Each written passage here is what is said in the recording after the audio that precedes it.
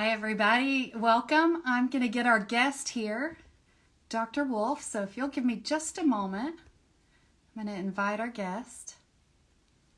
I hope you're doing well today.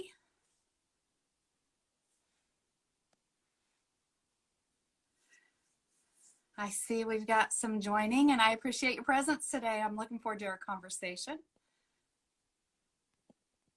Let's see if we can get her in here.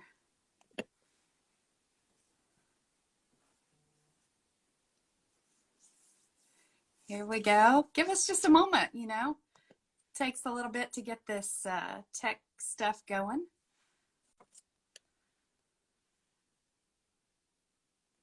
Got Dr. Wolff coming in.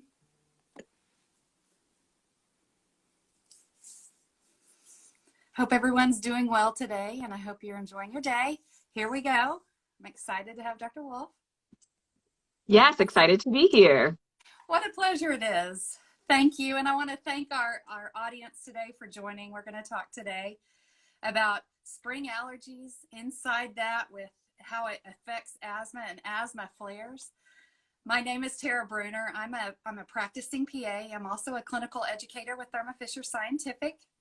But I'm pleased to have you with me, Dr. Wolff. This is Dr. Garen Wolff. And Doctor, I would like for you to tell us a little bit about yourself. So thank you so much for having me. I am a board certified internal medicine physician and current allergy immunology fellow at Riley Children's Hospital in Indianapolis, Indiana. Okay, well, good. That's wonderful. So I assume you're about to go embark on your own clinical practice. Is that right? That is correct. So Okay. I, Tell us more yes, about I will. Yes, of course. So allergy immunology is a fascinating field. It affects many organ systems, lungs. So we're going to talk today about asthma and skin, so eczema and hives. And so I reflected on all of that to see where exactly do I fit in. And so I made a really big decision to build my own practice back in my hometown of Detroit, Motor City, Motown. And that's what I will be doing when I graduate in June. Well, let me ask you. So you're board certified in internal medicine. What made you choose allergy? So I really stumbled upon allergy as a mistake, an accident. So my first week of intern year for internal medicine residency, the first week I'm an actual doctor, I woke up in the middle of the night and my bottom lip was swollen. And I said, oh, that's nothing. So I went back to bed, woke up a couple hours later, and then my lip was swollen again. And so I called my chief resident, and that is the person who's over all of the residents. And I told her, as my lip continues to get bigger, I think my lip is getting large, but I'll be okay. And she said, no, you need to go to the emergency room, like right now. And I thought, oh my gosh. So I ended up in the ER, not as a physician, but actually as a patient.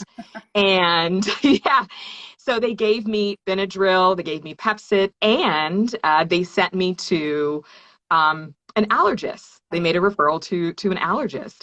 And so when I saw the allergist, he and I talked about lip swelling, which is the big word for that is angioedema. Mm-hmm. And he kind of told me about the field, and the rest is history. The rest is history. Here you are. Well, I will just go ahead and put a plug out there. Dr. Wolff has, if you want to go to wolfallergy.com, you can see this practice. And I encourage you, if you're in the Detroit area, to seek her out if you or your family members need some care. Also follow her on social media at Wolff. And that's with two L's, excuse me, two F's, WOLF allergy. And you have a very big social presence. And I think that that's fantastic with all of the myths out there to bring quality information to the social media platforms. So tell us about a little bit what you post and what your conversations are like on social media. Yeah, my goal is to really provide basic information about allergic diseases, how to identify allergic diseases. And then I add parts of my life, my friends, my co-fellows, my family. So, for example, there are two posts that are always quite popular. The first one is about asthma inhalers.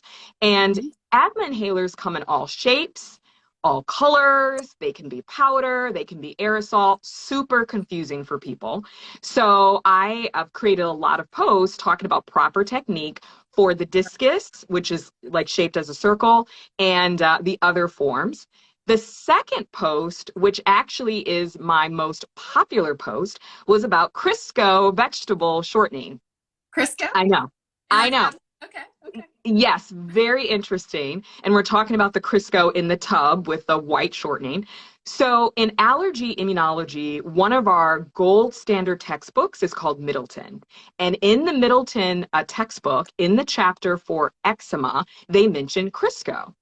So people who have eczema, their skin is very thin. It's a little damaged. So they need to apply moisture kind of at Right. least 4 times a day. So Crisco is not expensive, and you can apply multiple times. So Crisco is one option you can use. I bet that did get a lot of traffic, a lot of really, the thing that we bake with is good for our skin. Wow. Yeah, So I was great in the information. grocery. Yeah, I was in the grocery store, and I actually just walked past the Crisco, and I thought I'm going to take a picture of myself with the Crisco tub because it just came to my mind. So Brilliant, brilliant. Yeah. So helpful to hints like that from a quality MD who really knows her stuff. So again, thank you for joining us today. Today we're going to talk about really what we're dealing with right now in springtime. As we all know that things are pollinating. It depends on where you live. But we know the southern states are really already affected by that pollen out there, and they know that it triggers, either their runny nose or even their asthma. And that's what we want to really discuss today. So tell us a little bit about the types of asthma that you see. yeah, so there are 4 main types of asthma. There's allergic asthma, which is kind of what we'll talk about today. There's non-allergic asthma. There is adult onset asthma, and adult onset asthma usually happens later in life. It tends to happen to more women. There's asthma with persistent airflow obstruction, and that's a huge term. Basically, that means that asthma that doesn't always respond very well to albuterol because their lungs may look more like a COPD picture, and then obesity related asthma. Okay. So yeah, there's different types, and really you and I know that the biggest bucket there is the allergic asthma. So how do allergies really affect that? Tell us a little bit more about that. Yeah, so allergic asthma is actually the most easily recognized type of asthma. Mhm. It actually starts in childhood, and the patient or their family member would have a history of allergic rhinitis, which is a big word for allergy of the nose, eczema, food allergies, and medication allergies. So how do we go about, I know sometimes people say, I think it's my cat. I think it's the outside, I see the trees pollinating. Um, uh, Sometimes we don't know what our allergies are. What are the methods of identification of what those triggers, whether they be allergic or maybe even non-allergic? Talk to us a little bit about that, please. Yeah, when I see patients, they sometimes it kind of in the allergy, we'll talk about the allergic scope right now. So with allergies, people will say, oh, I have a lot of symptoms in the spring. And the spring is where you have the trees, right? Trees are kind of in bloom in the spring. Some patients will say, I have a lot of allergies late spring, early into fall. And that usually are the grasses. Mm. And then some patients will say, I'm really bad from kind of late fall all the way into winter. And that is kind of the weeds. Um, some patients will say that they're very symptomatic. They have a lot of symptoms while they are indoor. And if they have a cat or a dog, I'm sorry, but the cat or the Right. dog could be, a possibility. Some patients will say, I have a lot of runny nose or stuffy nose when I wake up in the morning. Right. And they possibly could be sleeping in dust mites. So dust mites are these little bugs. They don't have any eyes. They're microscopic, so you can't see them. And they soak up water from their skin. And they live in our pillows and our mattresses. And Right. if you're sleeping, your head is kind of rolling around in the dust mites, and then you'll be very congested in the morning. So those are kind of the allergic triggers we think of. Yeah. So how do we go about identifying those? Yeah, Tell- so there's testing. Okay. And so with testing, you can be tested either through skin or through blood. And those are the ways you identify. Usually for skin testing, we ask people to hold their antihistamines at least 5 days. And when I say antihistamine, I mean Zyrtec, Claritin, Allegra, Benadryl, at least 5 days before. Some patients say, Dr. Wolff, I can't do that. I sneeze too much. My nose bothers me. There's absolutely no way I can do that. No problem. We can do a blood test. And blood tests are not affected by antihistamines. And some patients are saying, I just don't want to have my back scratched. Said, okay, no problem. We'll do a blood test. So both of them, skin and blood, are equally effective. Okay. Yeah. So we talk about, knowing your triggers and being able to do something with that information. So there's Right. tests for allergies, and sometimes it may not even be allergic. It may be something else Yes. that irritates the lungs. So talk a little bit about non-allergic triggers. Yes. So non-allergic triggers, when we talk about like asthma flares in general, one of the largest non-allergic triggers is viruses. Mhm. Viruses really trigger adults and kids. They can cause they inflame the lungs. So asthma is a chronic disease and it's defined by constant lung inflammation, and your lung is hypersensitive. It just responds to the littlest thing. And so a virus can really trigger someone with asthma to get into a flare. Sure. Other triggers like perfumes. Mhm. I had a young girl who every time she went to school, she had an asthma flare because all the girls were wearing, and boys were wearing, cologne Sure. and perfume because they're trying to, you know, Yeah. be fancy, and she's coughing and having shortness of breath. Smoke, cigarette smoke, for example, cigarette smoke, or if you're at a bonfire. I had a patient, an adult patient, and she was roasting marshmallows, and she had an asthma flare from the bonfire smoke. So those are non-allergic. So I think really knowing all of these, that whether it's allergic or non-allergic, being able to identify what they are and really go into the environment, make sure that you reduce your exposure to it, could really impact the disease process and quality of life. Am I right? Exactly. You're perfectly right. Yeah. So the management, so for those who are listening and you do get affected by, either the pollens, you have the runny nose, you have the runny eyes, watery eyes, or you even cough or wheeze. Sometimes we don't always know exactly what those triggers are. And it's important to seek help to reduce, asthma flares. So that's the next question we have, can you define an asthma flare versus an asthma attack for us? Yeah, sure. That's a great question because I do think people should know the difference. So, asthma flare is coughing, wheezing, chest tightness, shortness of breath that can resolve or get better or completely go away if you use your albuterol inhaler a couple times. An asthma attack is when you have shortness of breath and wheezing and chest tightness, and it just keeps occurring, one day throughout the day, then another day, and you use your albuterol inhaler and it just doesn't work. And in that case, you should really seek medical attention.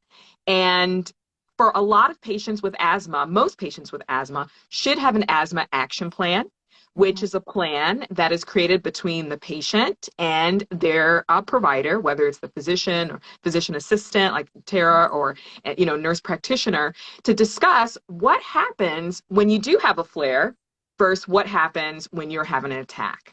And Right. so, but that's kind of the difference. Yeah, it's sometimes nice to know with that asthma action plan, when you start to get nervous or the parent starts to get nervous, you have a written out plan. I think Yes, a lot of patients see benefit in that. yeah, So we know that not every patient looks the same, and not every culture or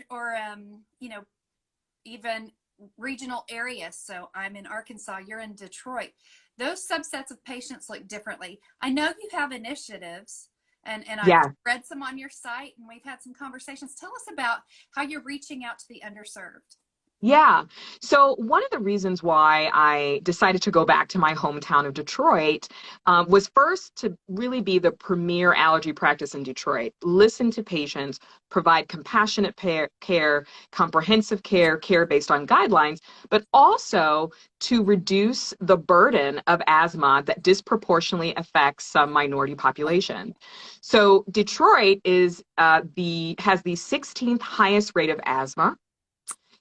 Yeah. Detroit is predominantly Black or African American. Mhm. And unfortunately, and research has shown this, that Black or African Americans, Native Americans, and Hispanics have the highest rates of asthma, hospitalizations, and deaths. Well, And one mission of my practice is to change that. I think that's fantastic. I mean, everybody should have accessibility and the same standard of care. And I'm thankful that you want to go home and do that. So that's Yes. tell us about, we like stories. Tell us about, Mhm. can you think of any stories of that, they could be good or bad, but that how knowing allergies and how it interplays with asthma can either improve life, or tell us some stories, if you will. Yeah, sure. So I have when I started allergy immunology, I started seeing children because I'm board certified internal medicine, which is 18 and up. And so I finally could see how asthma affects children. So I had a 12-year-old girl, lovely girl, but she was Miss Popular at the ER. Everybody knew her face. Oh, And during the spring, she was always in the ER, and it was the same treatment, steroids, nebulizer, have her go home. About a week or two, she would come back. So finally, she was referred to us. And one issue that I have seen, whether it's internal medicine resident clinic or the allergy clinic, is barriers to care and access to care. So sure. she didn't have a regular pediatrician. So she didn't have someone to refer her to an allergist. So she came to see us. We skin tested her, and her back just lit up like a Christmas tree. I Ouch. mean, yeah, she was positive to trees, which is the spring, but she was also positive to grass, which is late spring, early fall, and she was actually positive to weeds too, which is like late fall to the second frost. So she had a Yeah, year round. Yeah. exactly. Just She had bless year her round heart. allergies. Right. And so we diagnosed her with obviously allergic asthma, but she also had allergic rhinitis. So that's allergy of the nose. And so we know as allergists, and I'll let the general public know, and Tara, that the upper airway is defined as the nasal passages, and Mhm. the lower airway are the lungs. And those two are connected. Right. So if you can control the upper airway, the nose, then you can better control the lungs. So we got her on the appropriate treatment. And she's done quite well. She has not gone to the ER or been hospitalized or received steroids, which are questions we always ask when a patient returns for asthma follow-up. I love stories like that, that really, their life is altered, quality of life. We care about the patient, number one. We want to make sure that they have a good quality of life and that they're active and able to do their things, but it's also helpful to the healthcare system when they're not just going to the ER, and that management for her long term looks positive.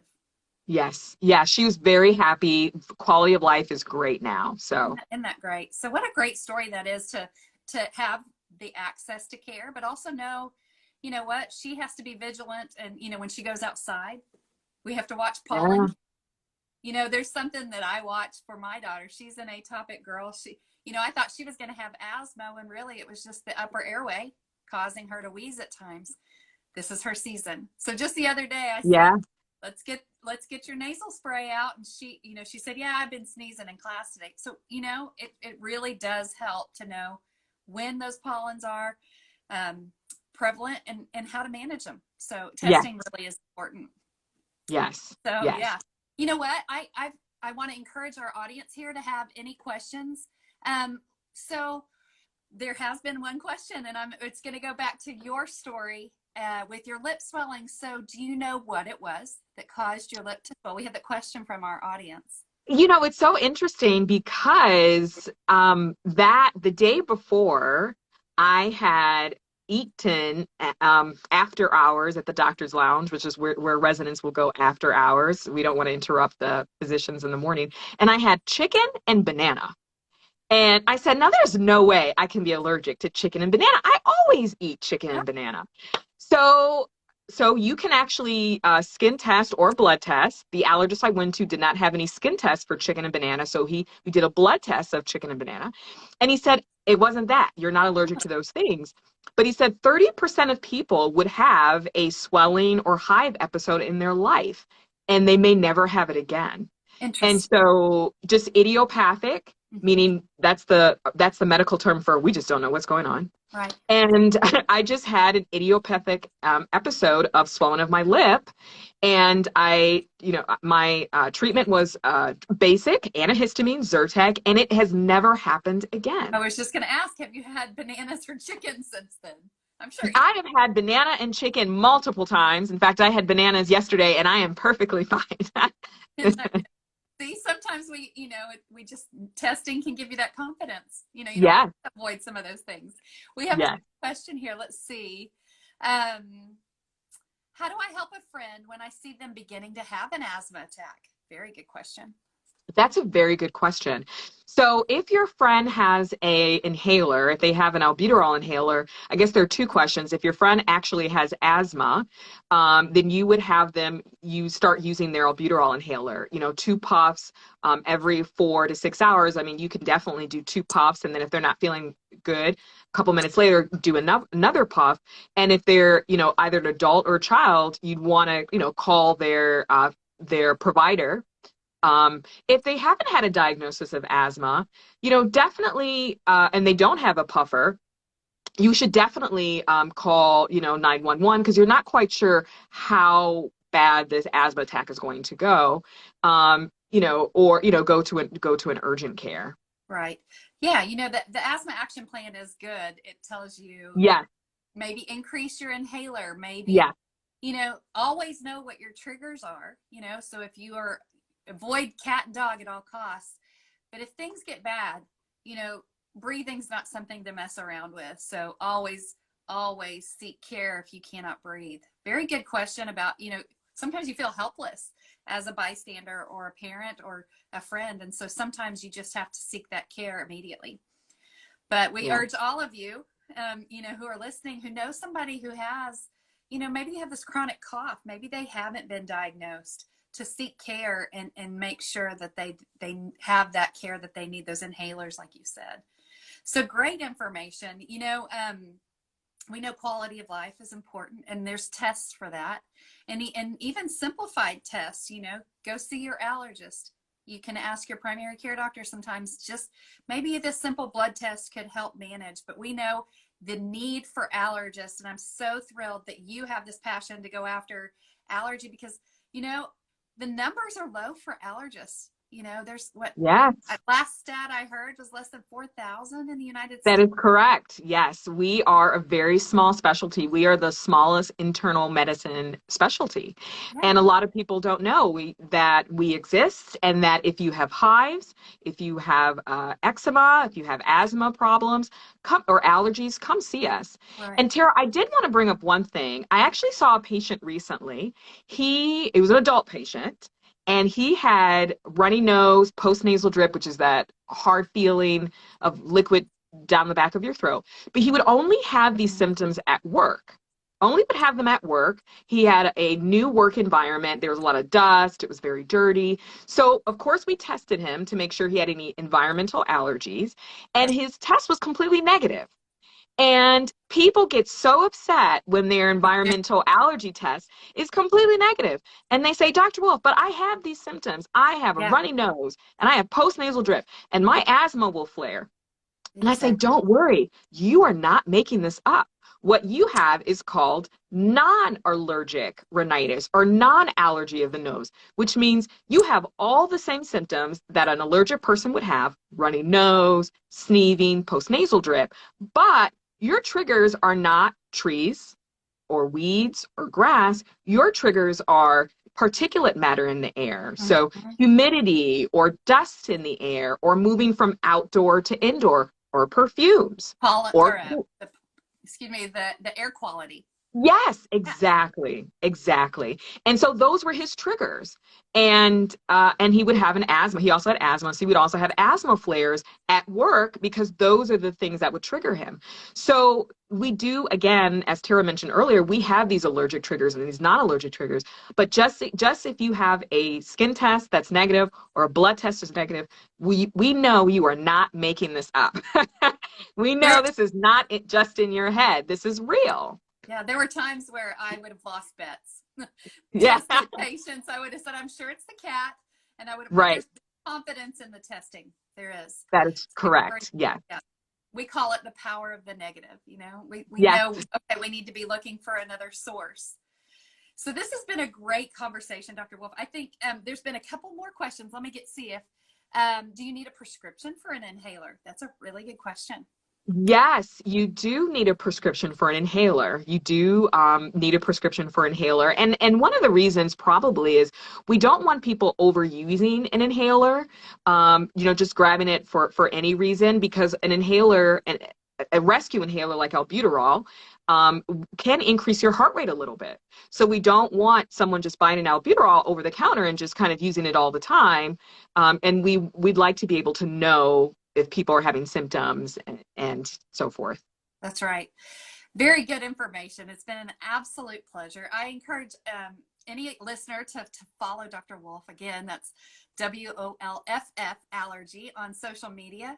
If you're in the Detroit area and you know somebody, seek her care. You know, you're a fantastic human, and it's been a pleasure Thank you. to know you. Right. So if you have any more questions about allergy, we have allergyinsider.com with its medically backed information about all things allergy. Follow us on social media at Allergy Insider. And if you have any questions, don't hesitate to continue to put your information through this chat bar. We'll continue to follow this and answer your questions.